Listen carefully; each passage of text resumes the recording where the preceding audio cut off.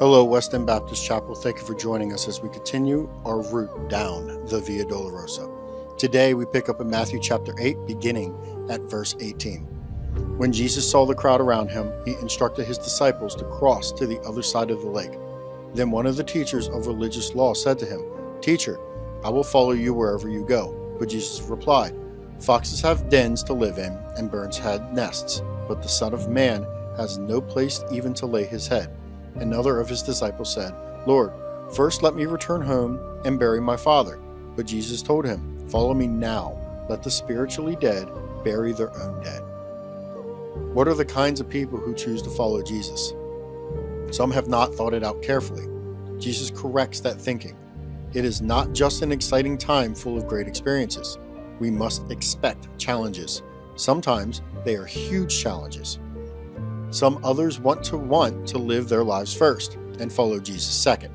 Here Jesus says, let those who are spiritually dead bury people that die physically. They have lots of time to handle that. Why does Jesus say these things? He is trying to get us to think past this life and think about eternity. That is so hard to do. It is easier to let this life color our understanding of eternity. Jesus is asking us to let eternity paint the picture, different colors, different scenes, and different people in the picture. We need to take time today to look at what our picture uses as the basis for its painting. It is hard to see the spiritual. We are physical people. We see things with our eyes and touch things with our hands. It is hard to stop and see life differently. God told us to have eyes to see and ears to hear things that are spiritual. We need Him to touch our eyes today. We need Him to touch our hearts, to love the spiritual more than the physical. We need Him to touch us so that we see things this way. It will paint a different picture of pain, of grief, of loneliness, of what satisfies, of what releases joy than what I would see with my natural senses.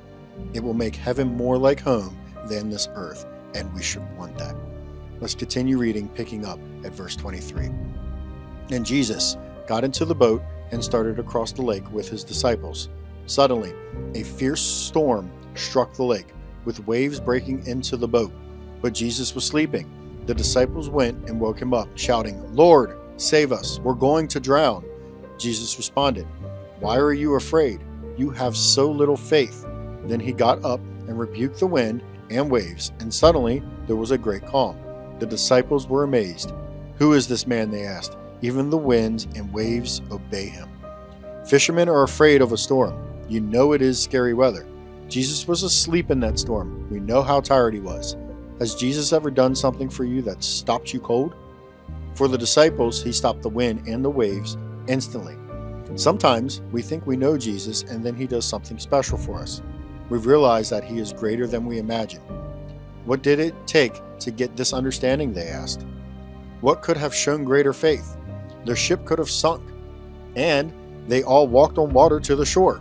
Do not think all miracles are things that get us out of trouble. Sometimes the greatest ones come with God getting through the problems we face in ways that bring honor to Him. We need to exercise our faith. We have friends in need of special help. We need to ask for blessing for them as they deal with challenges they face. We have people around us who face great difficulty. All with them through these so that they will be stronger next time they face such problems, because they know their God and what He does for them. Ask for joy in our heart this week as we face some of our own towering mountains to climb. Ask Him to either move mountains or give us the strength to climb them. Either way, we need to bring honor to His name. Let's continue reading, picking up at verse 28. When Jesus arrived on the other side of the lake, in the region of the Gadarenes, 2 men who were possessed by demons met him.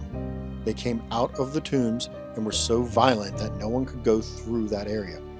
They began screaming at him, "Why are you interfering with us, Son of God? Have you come here to torture us before God's appointed time?" There happened to be a large herd of pigs feeding in the distance. So the demons begged, "If you cast us out, send us into that herd of pigs." "All right, go," Jesus commanded them.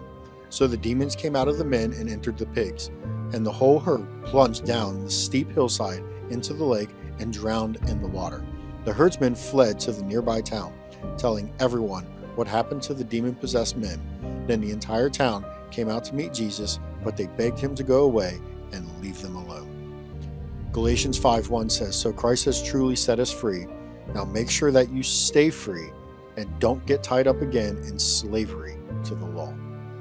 Demonic control is a terrible thing. It destroys so much. A person's life, a community. It puts fear everywhere. It starts so simply though. It starts with giving in to sin and then allowing that sin to control our lives. Here we see the result of sin controlling a life. Look what happens when Jesus sets the man free. It is amazing. A person is set free. The community does not know how to respond.